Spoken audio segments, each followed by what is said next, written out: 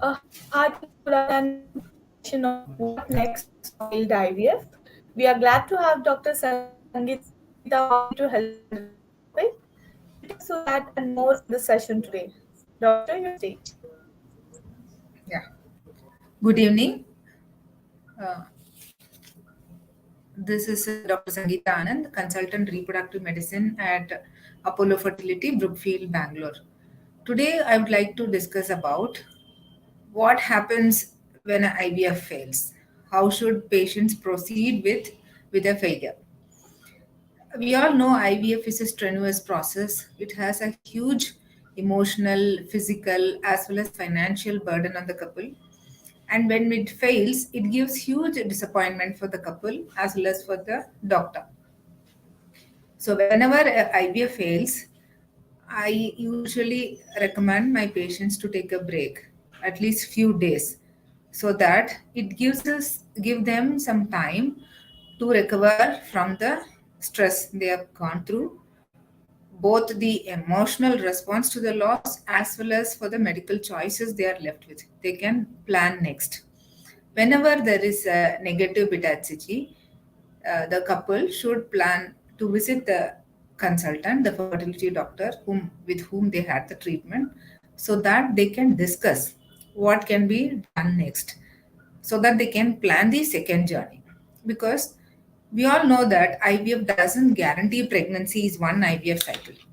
On an average, they say it takes around 2 to 2.7 cycles of IVF stimulation for couples to achieve a healthy pregnancy. There are few who are lucky who conceive within the first time, but if it doesn't succeed, people who repeatedly try, perseverance is the result to the success. So, on an average, they might require 2 to 2.5 cycles. So what we do when there is a failure, then the consultant with the patients, we go through the file so that whether we can get useful piece of information from the stimulation protocol, what was the drugs which were used, what was the number of eggs recruited, did we retrieve all the eggs, whatever was seen in scan, and how many were mature eggs, what was the quality of the eggs we got, what was the quality of the sperms we used, and what was the quality of embryos we transferred, and the embryo transfer technique. So there is if there is no identifiable cause, if everything was smooth and if it had failed, then people should not give up and keep trying again. So there are some prognosticating factors which can help us to identify and we can correct it. Few are correctable and few are non-correctable. What are the prognosticating factors? Age of the women is a very important factor, which has got a good prognosis. Young couple having an IVF failure need not worry because maybe the second cycle they might conceive. Other factors, most of the common reasons for doing IVF are low ovarian reserve, advanced maternal age, tubal pathologies, severe male infertility, endometriosis, pelvic infection, or unexplained infertility. So when there is a failure, we have to try to find out where the problem would have happened. Either it with the gametes or the suboptimal culture conditions or the suboptimal embryo transfer technique. So when an IVF fails, we look at right from the beginning from the what protocol was followed. Whether by changing the drug stimulation protocol can we achieve better number of eggs and better quality embryos, or we need to change the drugs what we used, or we can change the method of sperm selection which was used for doing ICSI, ICSI I mean. Few cases were uh, analyzed, and when where we can find out the most common reason for a failure in IVF could be the oocyte quality. As we all know, advanced maternal age of the women is a very important factor which decides the live birth. So oocyte quality, which in turn gets converted to embryo quality, is a very important factor which decides the result of IVF treatment. Women are born with certain millions of eggs, which is all decided even before the birth of the girl child. Most of the oocytes are in a resting pool of primordial follicles. That means they are quiescent. That means they are not hormonally active. Once the girl attains puberty, the follicles or the immature eggs are recruited from the pool and they start growing. As they grow to a zero point 0.2 to 2 millimeter size, they become visible in scan, where they are called as antral follicles. These antral follicles are the one which are responsive to the injections, the gonadotropin injections, what we give to make the eggs grow. Only when the follicles grow to this size, antral follicles we say, become responsive to hormones. Before that, they are quiescent, they are quiet, they don't grow with injection.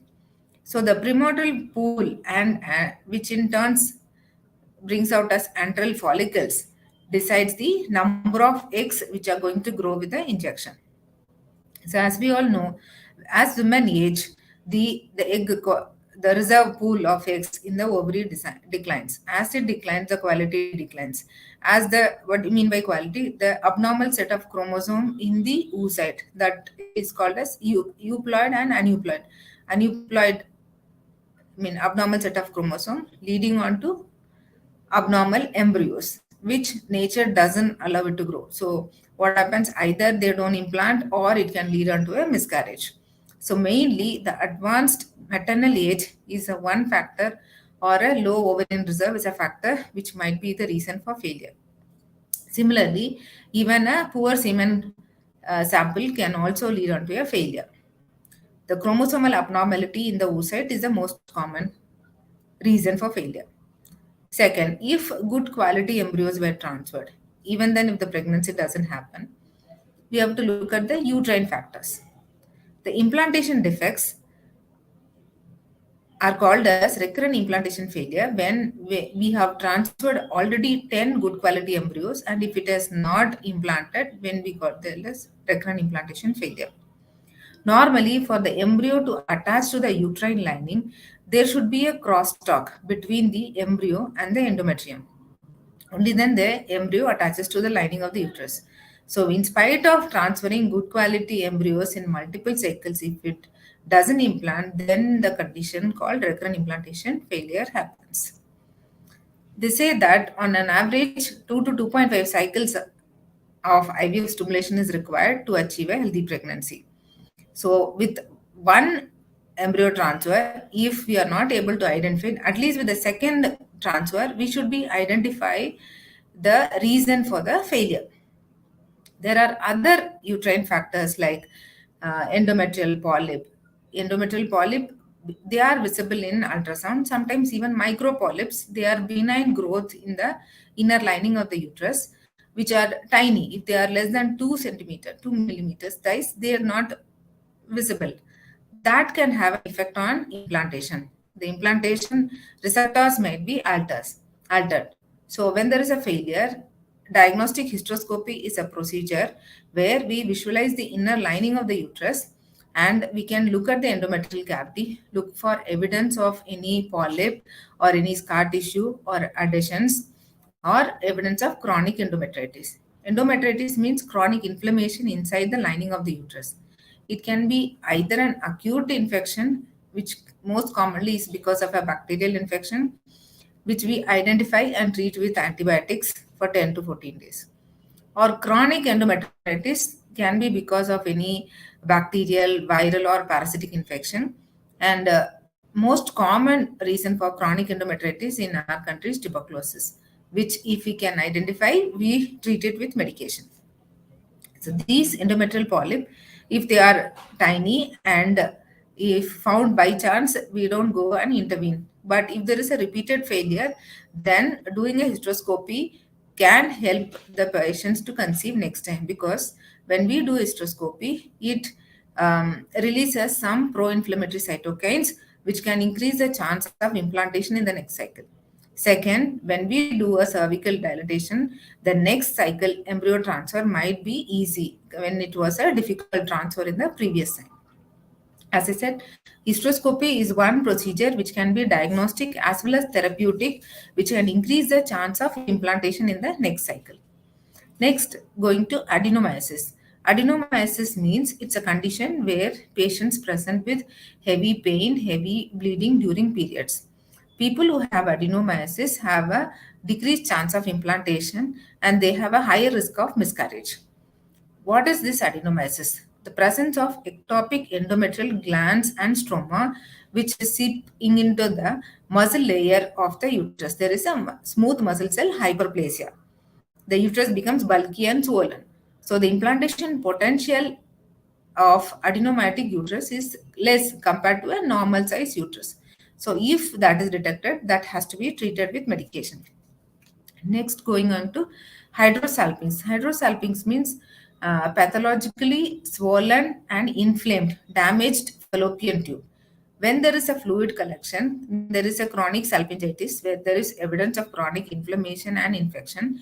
Fluid-filled fallopian tubes can result in a um, negative result because this hydrosalpinx fluid, when it seeps into the uterine cavity, it can either be toxic to the embryos by releasing some cytokine which can affect the embryo, or by a mechanical action it can flush out the embryos. So they have done studies where they have done embryo transfer for patients who have a hydrosalpinx with a patent tube, and few patients who had was diagnosed to hydrosalpinx where there was a proximal tubal occlusion, and then they have done the embryo transfer. There was a drastic difference in the pregnancy rate. There was a higher pregnancy rate in people who had a proximal tubal occlusion compared to patient who had nil intervention. So that means that when a hydrosalpinx was detected and it was treated where the fluid was prevented from entering the uterine cavity, the pregnancy rates are better. So this hydrosalpinx also to be ruled out when there is a failure. So next, going to the stimulation protocol. When there is a poor response to ovarian stimulation, poor response means out of 100 there are 10 patients who can have a poor response. The poor response can be an expected poor response or an unexpected poor response. The response to ovarian stimulation, what we expect the number of eggs to grow during IVF stimulation depends upon the age of the patient. Second is the antral follicle count. As I said, the number of eggs which are visible in scan on day 2 or day 3 of cycle, which are between 5 to 6 millimeter size, with are those which are responsible to gonadotropins. These are the follicles which will grow with injection. So the number of follicles called the antral follicle count on day 2, day 3 of the cycle. Next is the BMI, the body mass index, the anti-AMH values. The ovarian reserve, as I said, is determined mainly by the age. Second is the mm, serum AMH hormone. Third is the antral follicle count and the previous response to stimulation. So based on all these factors, we decide the dosage of injection given. So if there was a poor response, you expected 8 or 10 follicles to grow, but there were only 4, 5 follicles growing. So in that case, that when the patient is young and has a good antral follicle count, and but less follicles are growing, in that case, we had HMG injection or LH hormone from day 2, day 3 of the cycle to get a better response. So changing the stimulation protocol to get better number and better quality oocyte. There are various protocols followed. Most commonly, we follow the antagonist protocol.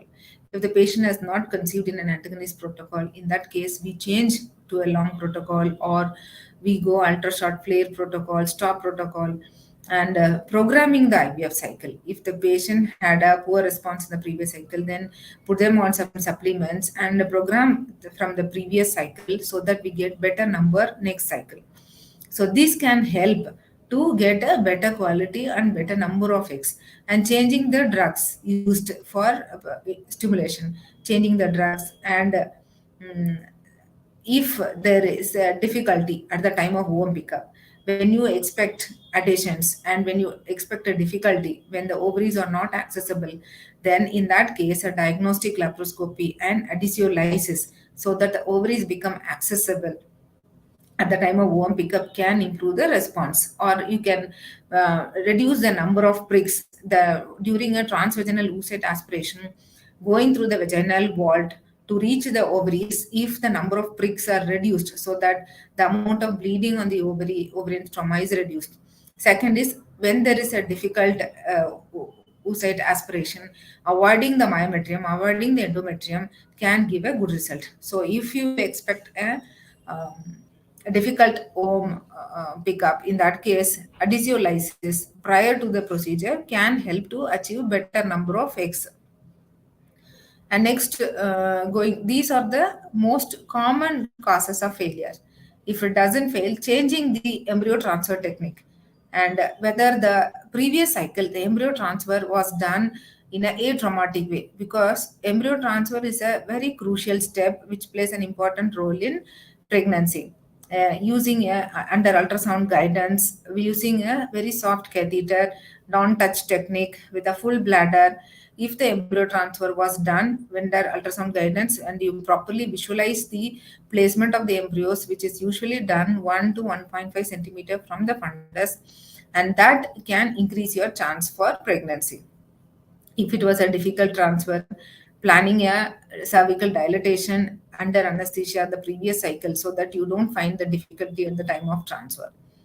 Or if there were suboptimal culture conditions, try to correct the culture condition. On if the day 3 embryo transfer had failed, changing on to a day 5 transfer. So all these are some methods which the doctor can do to improve the result. And as such, if the patient has had any medical disorders like diabetes, obesity, high blood pressure, or uncontrolled, all this, if they can control them before the next IVF cycle, again we can get a better number of eggs, and we can reduce the dosage of gonadotropin injections given if the patient maintains an ideal lifestyle. So these are few things which can be corrected when there is a IVF failure. Many a times, as we all know, IVF doesn't guarantee a pregnancy in the first shot itself. So on an average, they say the pregnancy rates are anywhere between 40 to 45%. So it naturally takes 1 or 2 cycles embryo transfer to achieve a mm, healthy pregnancy in young patient. When there is a failure, even after repeated transfer of good quality embryos, we need to find out whether there is a displaced window of implantation. Sometimes we might be transferring good quality embryos in a good endometrium, but which might have, where the patient might have a displaced window period. So when there is a repeated failure, if the patient doesn't conceive even after a donor cycle, then we do the ERA. ERA test means endometrial receptivity array. Find out the window period of implantation and placing the embryos around the window period. This can achieve a better pregnancy result when there is a repeated implantation failure. Next, going to other causes of repeated failure. As I said, poor oocyte quality and poor sperms. You can use the best method to select the sperms for ICSI, for intracytoplasmic sperm injection. And as I said, difficult DTs can be managed with uh, prior cervical dilatation and doing an embryo transfer under anesthesia. And as I said, repeated failures, we have to look at the gametes. If the advanced stage and poor quality oocyte is the reason, we can counsel the patient for pre-implantation genetic testing on the embryos. That so that we are sure that we are transferring chromosomally normal embryos.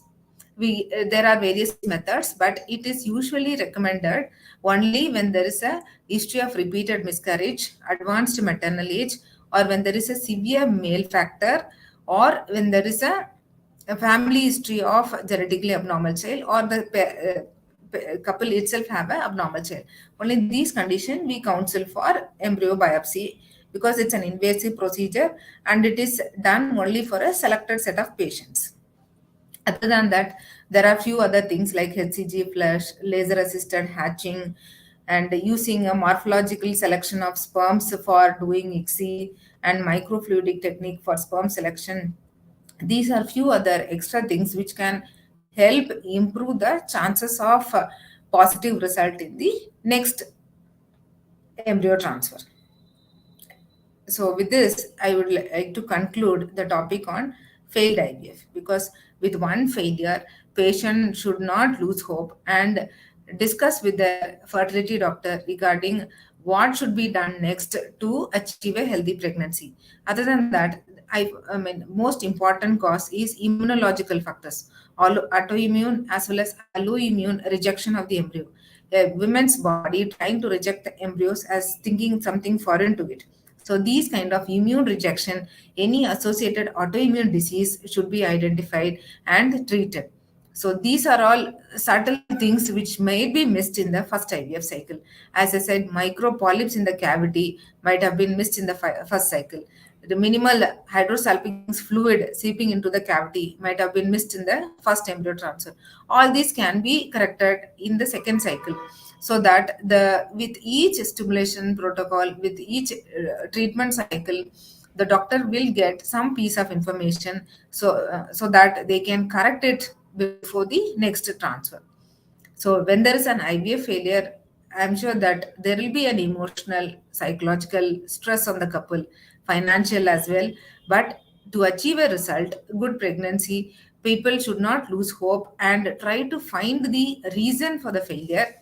And many times, even if there is everything was normal, as I said, there might be a immunological rejection where all the tests might be normal. So the patient might be put on some medications for 3 to 6 month cycle, and then they can plan the next IVF cycle. Thank you.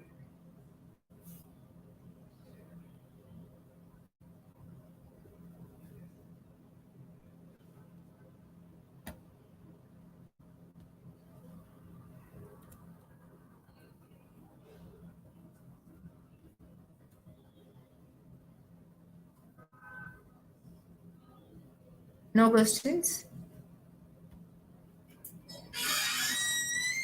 No questions. I'll close. Yeah. Close. Close, huh?